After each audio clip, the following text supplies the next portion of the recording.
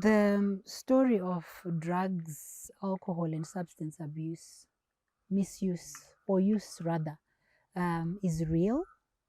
My story is a very personal and dear story. I have 11 children, and these children are children that I have given birth to myself, but also my siblings have all died and left their children with me. And so one of my sons, I got a phone call one day when I was at work in Harare, and we live in Chihota. And I got a phone call that my son had been found, akarara, literally just laying in the field. When they sent me the pictures of him, I saw a dead boy. There was no way the picture that I saw could have been of a child who was alive. I had not known to that point that my son may be taking something. Sometimes you suspect it, sometimes you see it, I think, but maybe you turn a blind eye or you just don't want to know. But what he had done is he had overdosed on whatever it was that he had taken. And he had taken so much that he was not with it. So when they picked him up and put him in the car, I didn't think that he would make it to Harare. They drove the hour and a half to get to Harare. I was waiting for them at the hospital when they arrived. And they took him straight to Annex at Parenyatwa Hospital. And luckily, he had not died. But yes, we then knew that he had overdosed on some substance. Yes, when we go back to see how he would behave, he would go for days without eating. And what it seemed like is that when he took something, it put him on a high. And when we then went to look in his room, he had little bottles, and I think that's what they call tumbra, very small bottles of some potent liquid that he was taking. We found about 20 bottles in his room.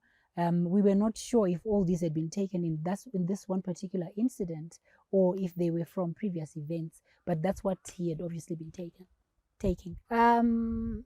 They have a brilliant system within government of rehabilitating our young people.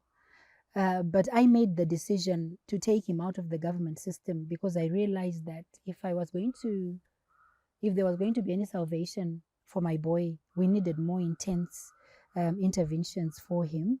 So we took him out of the government system and put him into a private rehabilitation center. A lot of times people think that young people or whoever, addiction is something that you can just snip off and cut off.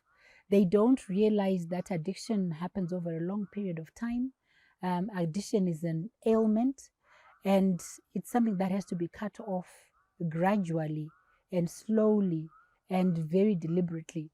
And so when we put him in the place that we put him in, he was there for 17 months from a week before we found him.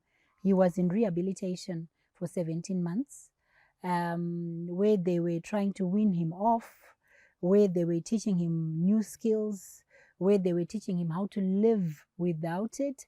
But all of it was hinged on him realizing that he could have died on that day and him wanting to participate in the program that we put him on. It makes you feel like you failed, and maybe you have failed, because where were you when this was happening to your child? I'm a steward of my late siblings' children. So for me, it was a double blow because I'd let my sister down. She left her child with me with the knowledge that I would look after him and love him and nurture him and cherish him. But here he was doing drugs and being found nearly dead. It's painful. It's something that gives me goosebumps to this day, although now it's been almost, we're into 22 months since this happened. It's frightening, it's scary to think that your child could have died, because death is very final and there is no reverse to death. So that he could have died scares me even to this day. But I think it's a good thing that it happened, because it was also a rude awakening for him, because he then realized for himself that he could have died. And then he wanted to participate, he wanted to live, he wanted a fresh start. And that's how we got him into rehabilitation, and for him to engage and to want to do it. Knowledge and education are fundamental in our lives. Looking back in hindsight, the evidence was there, the signs were there. My boy would not eat. He would go off into fury rages where you did not know what was happening or where it coming. There was no trigger, but he could just start off, go off on one and start breaking things. We had started missing things in the house. You would miss money. We missed the television. We missed gadgets. But a lot of times, because you're not aware of what's happening, you don't attribute it to, oh, my child might be. But we seemed to have an invisible thief or an invisible robber that never needed to break in to come into our house to steal things. He had also become very, very brash. He had become very withdrawn.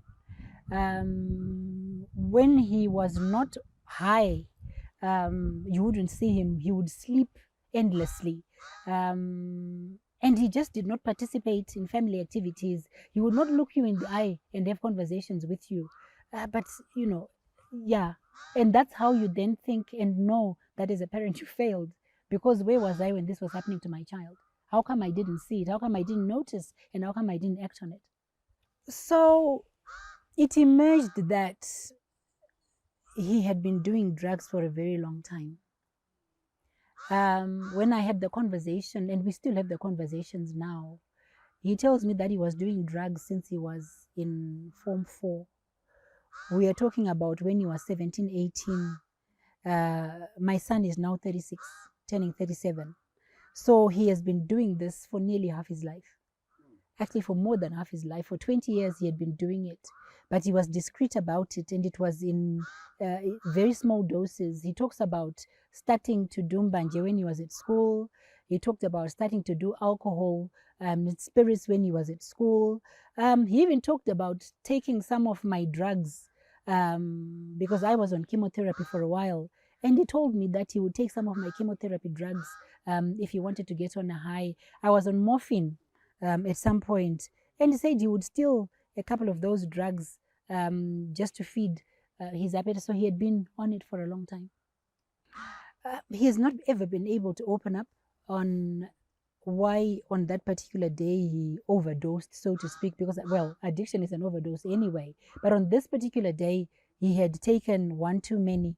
There was no trigger for it. He's not been able to cite what it is that happened that caused him to take so many. But I can't think of any other event before that that would have shaken me the way that this one did. Because if there had been one, then maybe we'd have picked it up earlier. But this was the one where, yeah, it was the shocker. Absolutely. He talks about making the decision to get well. He talks about making the decision to live. He talks about realizing that this could kill him and not wanting to die. He also talks about what it would have done to me if he died. And he talks about not ever wanting to put me through anything like that again. And so you can see his resolve. I don't think that is fully mended, because I think it's a longer journey than what we think. We try and now keep a sober environment whenever he's at home. He's now working with other young people and is a mentor to young people that are survivors of drug and alcohol abuse and misuse. So he's working in a rehabilitation center. But we now have to deliberately, as a family, create a support system where he's not tempted to drink. So sober environment at home, ensuring that we don't expose him to the need or the thrill or the thought of wanting to take drugs or alcohol. But it then becomes a family commitment, I think. And the community around you has to buy into it. The siblings have to buy into it. And we have to deliberately think about his recovery and supporting him in the decision that he has made. But yes, it's his willpower more than anything else. Moyo wangu wakabvaruka. To this day, ndinomerera, ndikazvifunga. Ndinotambudzika kufunga kuti mwana wangu was on drugs, was taking what he was taking under my watch, and I didn't see it. Sembereki wake, my heart bleeds because I feel like we could have been saved all this trauma and the trauma that he himself is going through now, and trying to recover, and been saved a lot of money because it's not cheap to put Vana in rehabilitation. But it's a painful journey. You don't want to see your child akafa. It's the last thing that we want as parents. You don't want to bury your children. And seeing him akarara mumunda msiwoyo, ndinozvifunga kakawanda. And each time ana yangu inobamuka kuti ba kunyatsodimboka chaiko chaiko. And I think there's something within me that was awoken on that day pandakaona mwana wangu achiita kunge afa nemadrugs. Shungu dzangu dzekuda kushanda nenyaya dzemadrugs, shungu dzangu dzekuda kushanda nevabereki vari kutambudzika nevana vavo, shungu dzangu dzekuda kubatsira kuita marehabilitation programs, shungu dzangu dzekuda kuita halfway facilities for vana ivava ndopa dzakatangira. And so semubereki ndinozvinzwisisa. I was in Bindura a couple of months ago where we went to bury mwana akafa nemadrugs. Saka ndinozviziva nekuzviona nekuzvinzwisisa kuti zvinoitika. And my message to parents out there is tsvagai rubatsiro.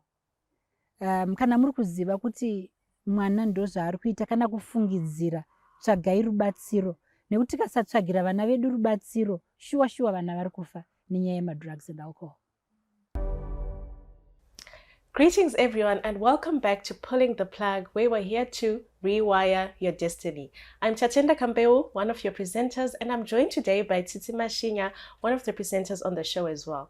Now, when we're talking about pulling the plug, it's not just about focusing on individuals who are dealing with addiction, but all of these individuals do come from somewhere. It may be an immediate family, it may be relatives, it may be friends who they refer to as their family, but they're not only affected by addiction, by themselves. And so today we want to look at exactly how the family is affected and what we can do as a family as well in order to support people who are dealing with addiction. And so today I'm excited to introduce to you our guest, Dr. Leonard Makoni, who's going to be sharing with us his experience as a counselor when dealing with families who are struggling with addiction. Thank you so much, Dr. Makoni, for joining us today. Thank you, Tatenda. Thank you, Tsitsi, for having me.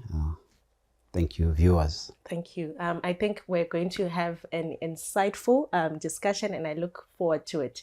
So one of our guests we had on the show referred to addiction as a family problem. Mm-hmm. Would you agree, and why would you say it is a family problem, if so?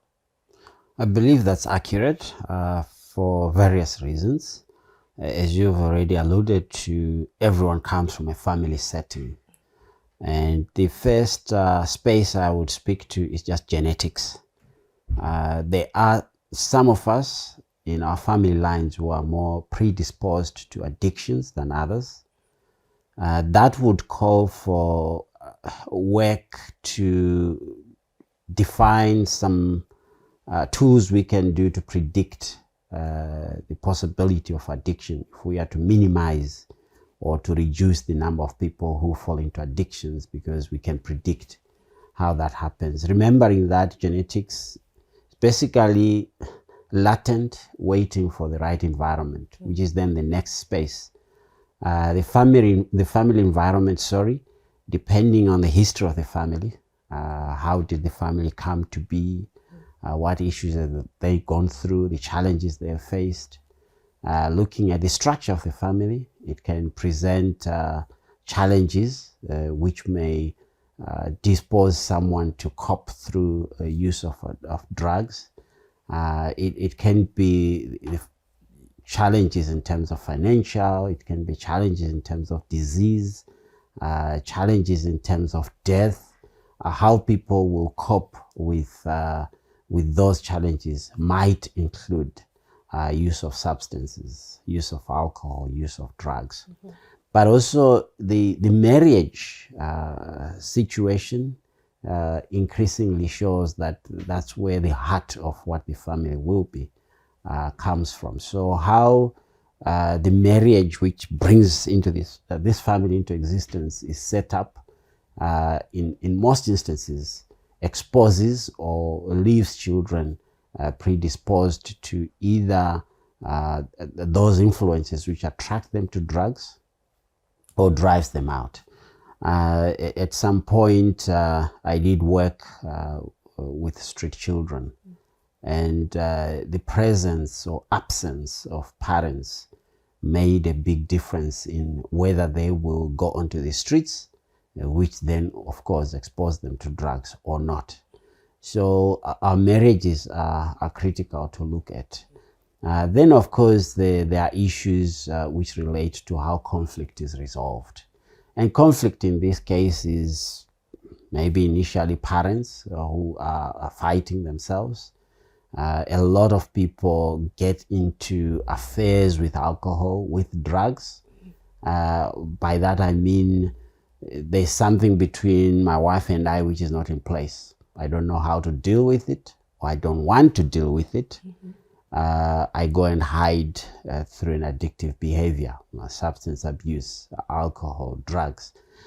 That failure to face, to confront the problem and get into that affair with my sports club, with my bottle, is going to impact on the rest of the family.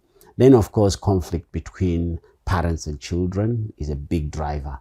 When parents don't understand the heart behind children's behavior, it's not all all behavior which in children which is necessarily bad. It's at times simply childish behavior. But when we don't fully understand that, and we come using non-productive tools to correct that behavior, then of course we can end up driving children into drugs, into substance abuse. Okay, Doc. So now we're looking at a family system, right? That is also battling maybe addiction. It can be a brother, a sibling, it can be a child. This family system is now battling with this addiction. We're saying, what are some of the effective coping mechanisms that you can identify and suggest to these families? Because the reality is there are families that are actually going through this. Yeah. Yes. Yeah. One of the challenges we face in our context is that when a family member is addicted, we are not free to share that information. There's a way in which there's stigma around acknowledging that a child is addicted, or even a parent for that matter. And this is more so in the church because the church is very quick to judge. We need just to look back at that space where Jesus sat down, wrote down and says, "He who has not sinned, throw the first stone."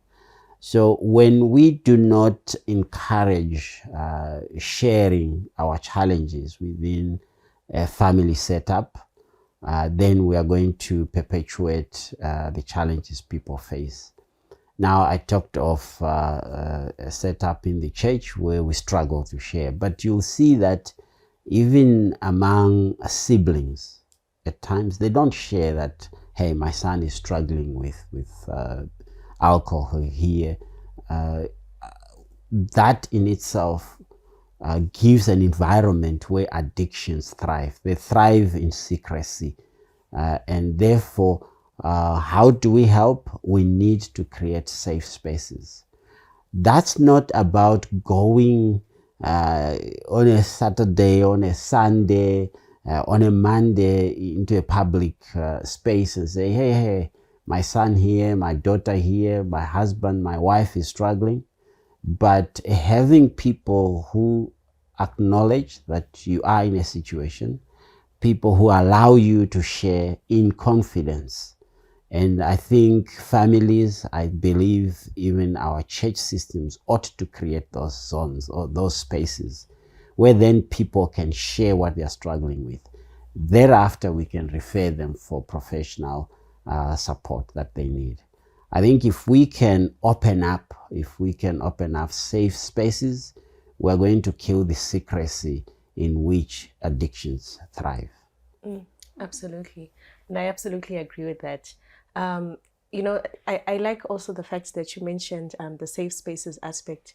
And I'm just thinking when you're talking as well about the stigma that's associated with knowing that you have someone in your life who's dealing with addiction. Do you think that sometimes what hinders us from sharing this is that there's not enough support that we can get? It may be from, you know, people around us or what, but could that be a reason why? We are not getting social support, but there is expert psychological support in terms of counseling, in terms of psychologists, in terms of psychiatrists. We may not have adequate to cater for the thousands of people, the volumes of people who are struggling. But I think the first step is the social support. When I stand in a Bible study group and I say, guys, pray for me. I'm seeing these trends, I'm seeing this challenge, I'm living with this challenge where I believe my child, I believe my spouse, I believe my mother is struggling with addictions. How do we respond to that? We need to stop announcing this to the rest of the people who are not in that group. Okay. This is the social support we don't get. Now, the next level of social support we don't get then is outside judging the one who is struggling already, is we generally are not equipped. Therefore, at times we don't know how to come in and then walk alongside one who is struggling with a person who is addicted. Now, let's take, for example, alcohol addiction. It's generally more palatable than if one is coming and saying they are on hard drugs. Somehow we have been desensitized to alcohol addictions. That may walk along, but the problem is the children to an alcohol addict, to any addict, themselves are struggling. Did I cause it? The spouse is, maybe it's because I wasn't there. I didn't. So already these are people who are depressed about this situation. And our role in supporting them is to come, at times is standing in where the spouse could not. At times it's just to be present because they are grieving to a greater extent, the loss of the child. They have a child, but they don't have a child who is functional. The dysfunctionality of the whole setup causes grief in real sense, and they don't know how to process that. And we need to be present to take up some of those roles, to be able to support, to give just a listening shoulder at times. If it's, for example, a husband who is not available, there are things which a husband would probably knew how to do better or knows how to do better. Is there a brother in the community, in the church, in the family who can stand in to do that work? But at times we are not able to do that because we don't know what the family is going through. So a family to an addict is as sick as that addict is. They are struggling with a whole lot of things. They are failing to sleep because they are wondering, they are not yet home. Are they alive? Are they dead?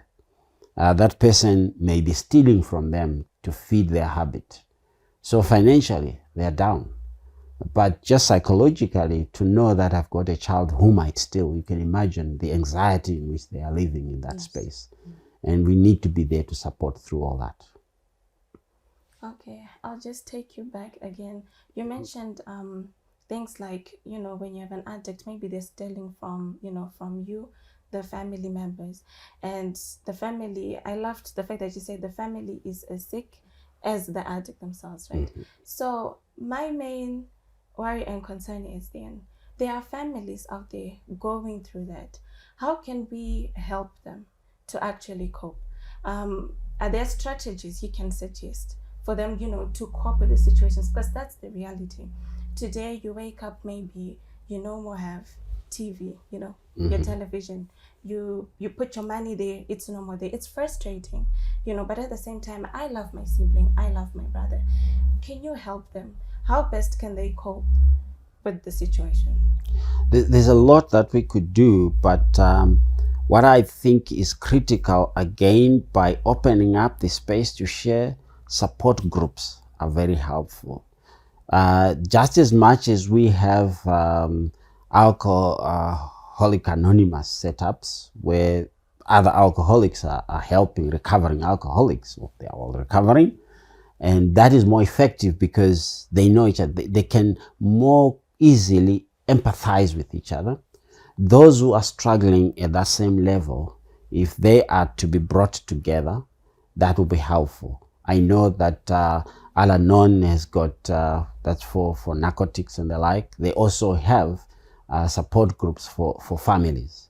So if you are a family member, a parent, you are a sibling to a person who is deeply addicted, it's important if your addicted relative is even not getting help, for you to go and get help, because people have walked that pathway, have got more capacity from experience to help you look out for the lies they tell you, look out for behavior which tells you how deep they are in, but how even to encourage them, for the addicted person to know that here I need help, because that's one of the challenges. The person is now a slave to the addiction, that they don't see the problem, because they believe they can only survive by using the substance. They don't see the problem that it is to them and to other people. So that support is important. If we don't have, which then happens in most instances, we are working from a place of faith. And I think this is then a call we should make, we ought to make, a challenge to the church, to have these special need groups created within the church setting, and allow that to happen rather than to condemn. So if people know that on a Thursday evening, I don't know, on a Tuesday afternoon, depending on schedules, I can go and meet with other 3-4 mothers or fathers or children, siblings, sisters, brothers who are struggling with addiction. And those support groups are also different. Alcohol behaves different from hard drugs, from narcotics, from use of glue. All those are different. And we can have all those coming together and support each other. That is critical in helping. Then, of course, we need awareness. We need to educate ourselves. I think we haven't started talking. So thank you for what you did, showing these are the drugs. There are parents who can't identify that this is a lighter, which is just a lighter, but this is a lighter, which is a vapor. Absolutely. And a child starting that way is soon going to be addicted to more than one thing. So it's important for people to expose these things and know how codeine bottle looks like, hey? How seeds, marijuana seeds look like, how the plant looks like. It's there. It's almost like everyone is saying it happens next door, but you are next door to somebody else. So I don't see it as an abomination to sit in an auditorium, a sanctuary, and I would say that, and say, look, these are the things, as you walk this out of this door, you are going to face, your children will be faced with. When they go to school and a peddler is going to introduce, and there are student peddlers out there, they are recruited to peddle. How does your child notice that what I'm being given is the wrong thing if we don't inform? So education to to the depth of what it can be is important. What it is, how addictions develop, it's important to speak into those issues. How therefore you get help, where do you get help, what kind of help, all that information helps then for people to appreciate, and you are forewarned that way. To me, these are the signals or the security sensors that we put in our children, in ourselves, so that when you see it, here, I have to run with my life. Yes, absolutely. Yes. And I would like us to look at the parent-child relationship, right, that you mentioned in the beginning. With your years of experience counseling parents with children who are dealing with addiction, I would like to believe, if I'm the one who's in that situation, I'm imagining that from a parent standpoint of view, I would say I'm blaming my child for their behavior. But as a child as well, I might also say, no, my parents are the ones who are causing this behavior, right? So say the parent and the child do come to you. How do you go about helping that dynamic and ensuring that, we are now back on the same wavelength, the parent and the child? Well, we've agreed already that this is a social problem. Yes. It's a family challenge. Now, the parent who is concerned enough and informed enough to know that I can go for counseling, they are bringing their child. So two things will be happening at that level. The parent is a partner in helping the addict. And at law, if the child is less than 18, then the parent is the key person I work with, because they need to approve that. So the parent has come with their, let's call it an under 18 child. I've got two agendas for my support to this setup here. The two agendas are at the level of the parent. What does the parent want to happen after the counseling process? So usually typically what we do, I should say, is the first session, the first initial session, I conduct that with the family, the parent. At times they come as parents. Rarely, though, fathers are not coming. They need to come. Yes. So that the client, the customer I work with in the true counseling, which is the child, knows that we've got a mandate from our parents. Yes. What it does is, in most instances, it helps in that conversation for the child to know that they are not forcing you for their good. They are forcing, they are asking, they are creating a space for you to get help for your good, for the good of everyone else.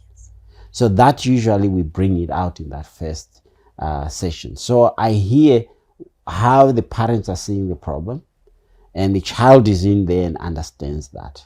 Once we've agreed on the parents' agenda, they are informed that what we will discuss as we go forward is locked up in confidentiality. There are things that the child now will share in our one-on-one which will never come to you as parents, and please respect that.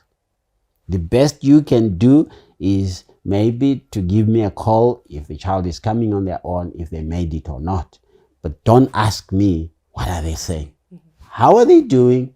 You will see from the results. Okay.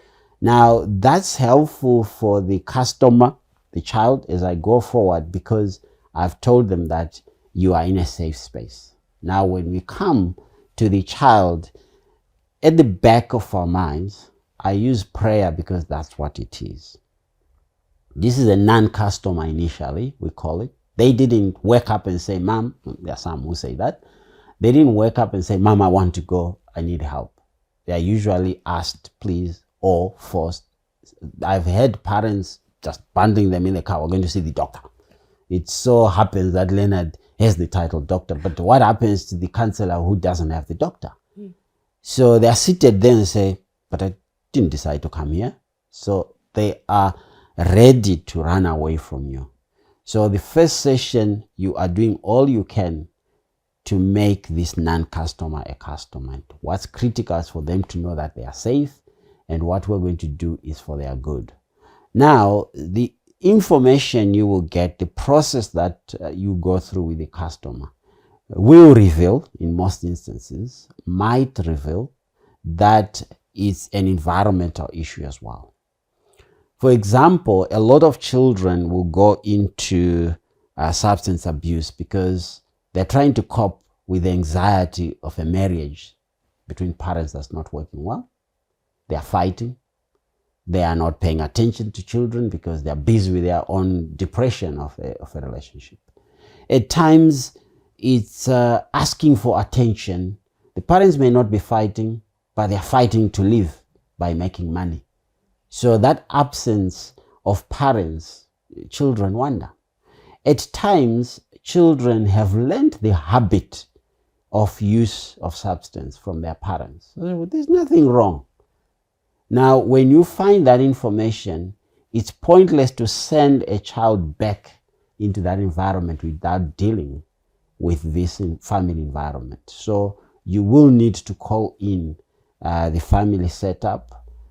Is it a brother who is already using drugs where they learned from? The parents are not aware because maybe the brother has already left home without them realizing.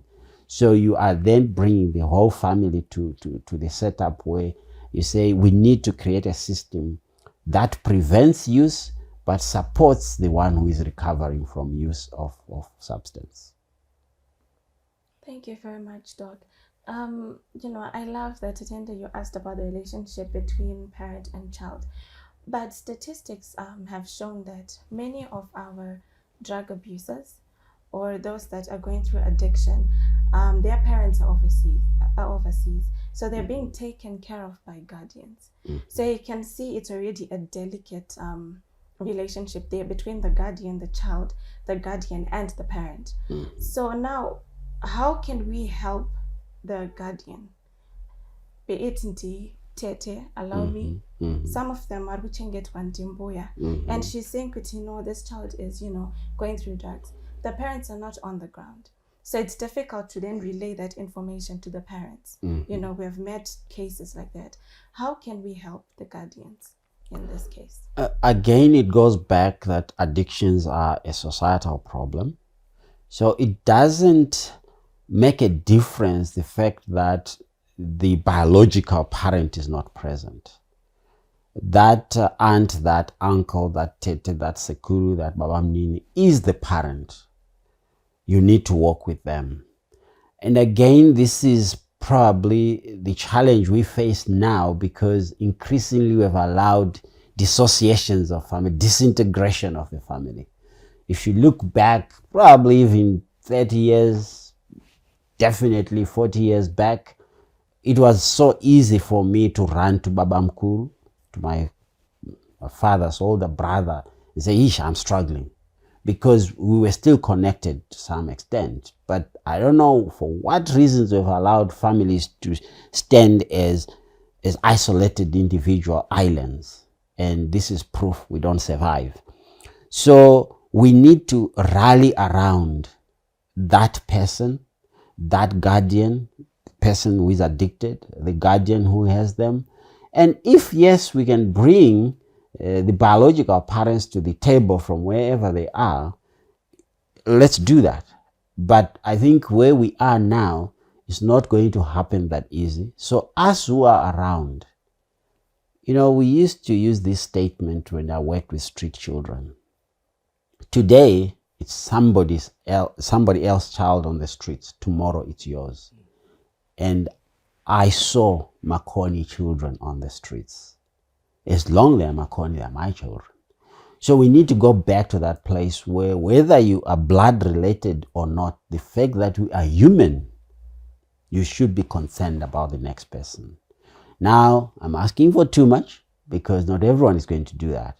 But I think then I place this challenge on us as the church. It's our duty, it's our role to make sure that we give the guidance that's needed.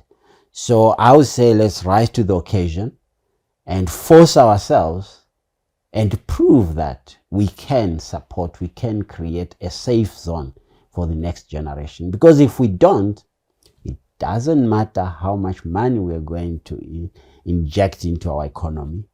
how much money we will make to develop our own individual households, there'll be no one to enjoy it, because give us another 40 years, which is literally 2 generations, we'll be just been in a dysfunctionally addicted community. It won't help anybody. So we need to go in there, whether the biological parent is there or not. We need to come in as society and help each other. Absolutely. And thank you so much for sharing that very helpful information. So, Doc, as we round up, there's a parent who's watching, there's a guardian who is watching, who is also witnessing their child deteriorating in every sense of the word. Is there hope for them? There is, absolutely. There's no one beyond redemption. I have seen adults who had lost jobs because they were addicted, who are now carrying on with their lives. I've seen children who look like we will never see anything good out of them. They've been rehabilitated, in fact, attended their weddings. Remember, I was talking about children on the streets. They've glued, or they've gone to serious drugs. And I could have homes and villages that I can show you. Those children are holding responsible duties in society. That to me is a cohort of people we at times don't even see, who are struggling with all that we struggle with in our structured setups. But they're just in a place where we don't notice them. But the recovery we see in there tells me that any human can be redeemed. We just need to go in there. But again, at the end, it's not what we as counselors, what we as psychologists, as psychiatrists, as community counselors will do. It's what God can do. Yes. And there's no one who is beyond the blood of Jesus. Thank you very much, Doc. Thank you very much, Tatenda. And right now we want to thank our audience for tuning in. This is Pulling the Plug, where we are helping each other rewire each other's destinies. Meet us again here at Bluffhill SDA Church's Facebook page and YouTube channel. Thank you.